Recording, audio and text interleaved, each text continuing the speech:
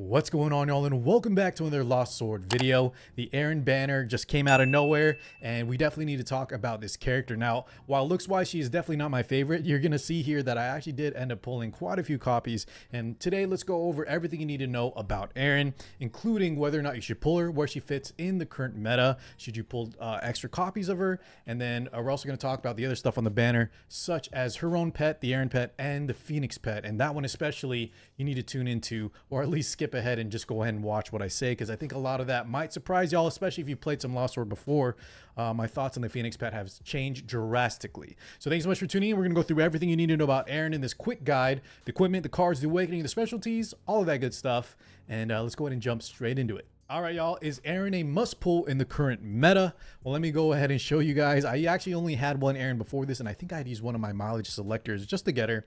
But I did end up, this even surprised me, I ended up pulling for 5, at least to Transcendence 5, right? 4+ copies of Awakening, and that is to get the +2 skill level. I'll talk about this in just a second. But the reason I did so is because I found myself using Erin a lot more as the game progressed, and as soon as I got into endgame.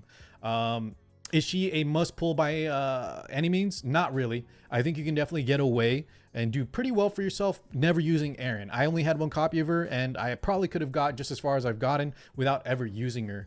However, I do think for those of you that are trying to push, the end game and trying to push more boss raid damage, trying to progress a little better with Lancelot teams especially, I think she's going to be extremely important in those scenarios, and I think she's one of the best supports in general, just in the game at the moment. And I'll talk about the differences between her, Rhea, Isolde, Guinevere, and especially things like Deanne, right? Because I do think she is actually probably one of the best out of all those. It does depend on who you bring, but in general, I think even for like boss raid damage, she's one of the best because of the unique stuff she brings to the table. I talked about that in my tier list, but we'll talk about it as we go through the skills. So essentially, if you do decide to pull for Erin, and I think most of y'all should, if you have extra summon currency, remember, if you want to save for newer characters, like the one that was just previewed that looks awesome, you can go ahead and do so. Like I said, if you're already established and you have your supports that you like, let's say you're using Neo Bedivere instead, and things like Isolde, Guinevere, or especially Deanne, you don't need Erin. But those of you that do think you can make good use of her, especially in Lancelot teams, boss raid damage,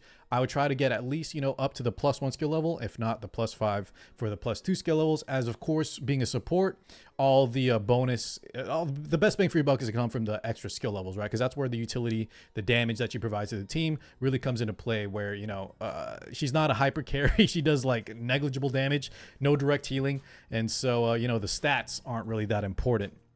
That being said, if you want to keep her at 1 copy, like not even have Transcendence 1, just 1 copy, I actually was using her at that when I started. I did use her in a few areas. And I think for various reasons, mainly the passive HP, which we'll go over in just a second, I think this makes her actually very viable even at low dupes, at low Transcendence, whereas other supports might struggle a little bit because as you progress in your other characters, your frontliners, your other units are more duped up. They have more Transcendent, more stats. A lot of times, the low dupe copies of characters kind of fall behind and are at risk of dying, especially for bosses that can hit your back line. But I think the tankiness that she gets just from her abilities makes her very viable even at low copies. All right, let's talk about the skills and why I think this character is actually worth your time. First off, don't cry. Erin is the ultimate, and this ability does multiple things. The additional damage, let's talk about that first, because this is actually where I think she really shines with units like Lancelot, whereas a character like Rhea, the maid, provides attack %. That's not going to be as beneficial. Now Erin does have some stuff that doesn't quite benefit Lancelot too, but I think the other stuff she brings to the table via the shield, and then you're going to see some other utility, makes her really, really worthwhile. Now the active ability, here's the attack, where it's not as good if you're using things like Lancelot, but for everyone else, Tiamat, Lohengrin, that's going to be amazing. But the other part that I was talking about where it's really good too is she also applies attack reduction on a very high uptime, 8 seconds with a 12-second cooldown, so more damage reduction is very, very nice. You combine them with the barriers and it's extremely solid. Now it doesn't end there, because she also just gives more additional damage, just like on the ultimate, and additional damage reduction too. So you see where it's kind of just stacking a lot of additional damage reduction, a little bit of attack for the people that need it, and then you have barriers to boot. Now last but not least, and this is going to be the least important, we'll talk about these skill priorities in just a second here, but I was talking about the HP bonus. even though this is the last thing you probably max, I do think if you are pushing progression and she is, you know, a low transcendence compared to the rest of your characters, you could just still max this out, as this will give her a lot of bulk, and she does want some HP for various reasons, but a lot of it is to just survivability. So I think for those reasons, Erin can work at low copies, low dupes, even just 0 dupes, and the rest of the kit really synergizes with the current meta with the units that really shine at the moment. Now, in terms of her skill priority, she's actually a little bit interesting compared to a lot of other characters, where it's usually the passives first. You actually want to leave this for last. The HP is nice because it does give you stronger barriers and, like I said, survivability. But I think her first passive, the Ramhorn Bash, is definitely the best by far. Just a straight up additional damage reduction. Extremely good, and especially like the Lancelot comps. After that, you can go between the active or the ultimate. I think you get a little more bang for your buck doing the active first. Really depends on your comp too. But as long as you get you know, the this Ramhorn Bash passive first, go probably the active, the ultimate, and then last but not least the passive. You do kind of want to get all of it eventually, but if you are short on skill pages, skill books, whatever you call them, then I think that will help you out quite a bit. All right, next up, let's talk about her equipment, and this is going to be very simple. Just try to stack as much HP as possible. On the weapon where you can't, you know, stack that, obviously, you know, having things like attack, just a little more damage is fine. You can go for attack percent or crit damage. For the chest piece, right, if you can get some HP, that's probably the best overall, but usually defensive or chest pieces in general, you want to go for a different kind of stat line.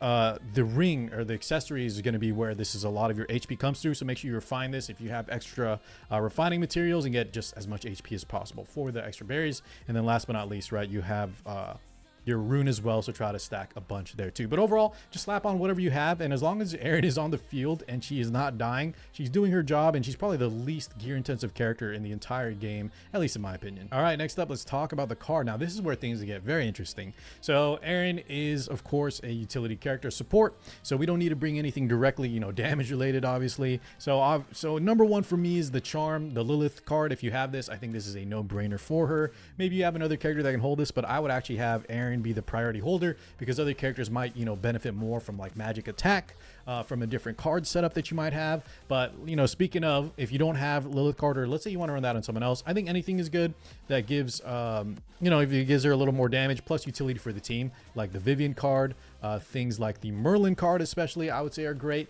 Now in terms of her own card, I actually don't even own it. Let's see if we can pull it up real quick here. This is fine if you want to use it, but in general, I think it's kind of subpar compared to the other cards that I talked about, the Lilith, the Vivian, the Merlin card. Those will give a lot more bonuses for your team. And, you know, the passive effects here are a little bit negligible, especially when you talk about things like defense percent. And then the increased HP she really doesn't need. That's just kind of an added benefit, where instead you could be getting, you know, a lot of crit chance for your squad, or having, you know, the Merlin and Vivian crit chance, crit damage buffs. I think those are going to be much better. So I would actually skip the card, but if you want to use it, I think it's okay if you have nothing else. Chugging right along, let's go to the Specialties. And this is also just, you know, try to get as much HP as possible. I did have a little of attack here. If you can get triple HP, even better, but to me it's not as important. I do have a lot of resources, so I probably should fish for a triple HP setup, and that is going to be optimal. You know what, now that I did, you know, max awaken her, might as well, let's go ahead and give her a triple HP setup, and that's going to benefit the most by far. Now that we've talked about Erin and everything you need to know about her, let's talk about the pets that are currently on the banner. Let's start with Erin's pet herself. The ability is actually pretty good. It gives a lot of attack on a high uptime. However, I do think that this character, it's not, you don't even really use this pet, excuse me, for the activated skill. Instead, you're really just going to want her for, I think the standout ability of this pet is actually the damage reduction. I think she's one of the very few, if not the only one, that gives this much damage reduction on the baseline, as well as, you know, early transcendence. And then if you can see here, guys, at the max, it's really not too great besides the damage reduction. Status effect resist especially, just not needed. And you have kind of a mix of like HP additional damage. While those things are okay, there's a lot better like specialized stats that you want. So unless you really need the damage reduction, I would actually skip this pet and go for something else. I don't ever use this. Maybe for early progression, I busted out one time on like the Balin stage. You guys know the one. But in general, I don't think you need this, especially the more damage reduction you bring to the table. It's better to go for more offensive or HP specialized pets, depending on what composition you're running. Now, the other pet on the summon banner available is Phoenix, and this is one of the best offensive pets in the game. However, I'm not going to be pulling on the banner, and as you guys can see here, I haven't pulled a single copy, and I don't think I'm going to. I'm going to let this banner pass me by. Now, let's talk about the strength of the Phoenix real quick and why some of y'all definitely should be picking up a copy of this, if not maxing it out. And that's because the Phoenix favor, even at 0 dupes, is extremely strong. 100% uptime on 10% crit is amazing. And if you asked me a month or two ago, this would be my go-to offensive pet when I'm running things like Tiamat, offensive attack comps. I think this is amazing pet. However, I'll talk about this in a sec why I'm skipping. But the other thing is the stat line is actually not the most impressive. It's still very good, don't get me wrong, but the healing received is kind of subpar, where there's other pets that will give an overall better stat line.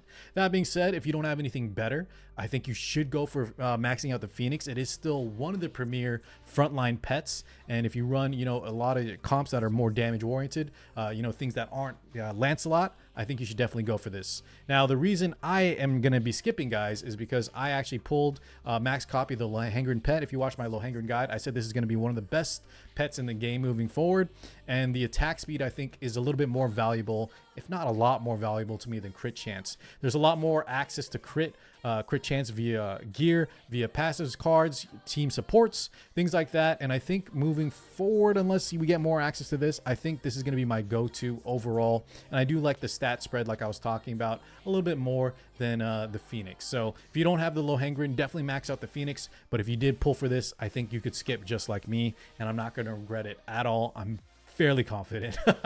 Now, I mentioned that Erin is really good in a lot of boss raids, not just for the utility, but if you can see here, I'm actually running her in the front row spot to kind of soak up damage because of that massive amount of HP. And I actually was using her here even last week before I got the extra dupes, and it was working out just not as well. But this is one of the other things that she's really good at. She's very versatile in terms of the utility as well as her positioning. You can actually use her to soak up extra damage too, if you didn't know that. All right, y'all, let's start wrapping things up here. Once again, thank you to Lost Sword for sponsoring us. Thank you guys always for watching. And just a quick recap, is Erin a must-have for every single person playing Lost Sword? Definitely not. However, I do think she's one of the best supports in the game. If you run the Lancelot comp, I think you definitely need to get her. If you want to push, competitive raid damage, I use her in so many different raid teams, and I do think she's best in slot there. I do think y'all should try to get at least one copy of her, and those of you that want to play a little more competitive, you have extra summon currency, try to get a few copies for the extra skill ups on top of that. Thank you so much for watching once again, and I'll catch you all in the next video. Peace out, everybody.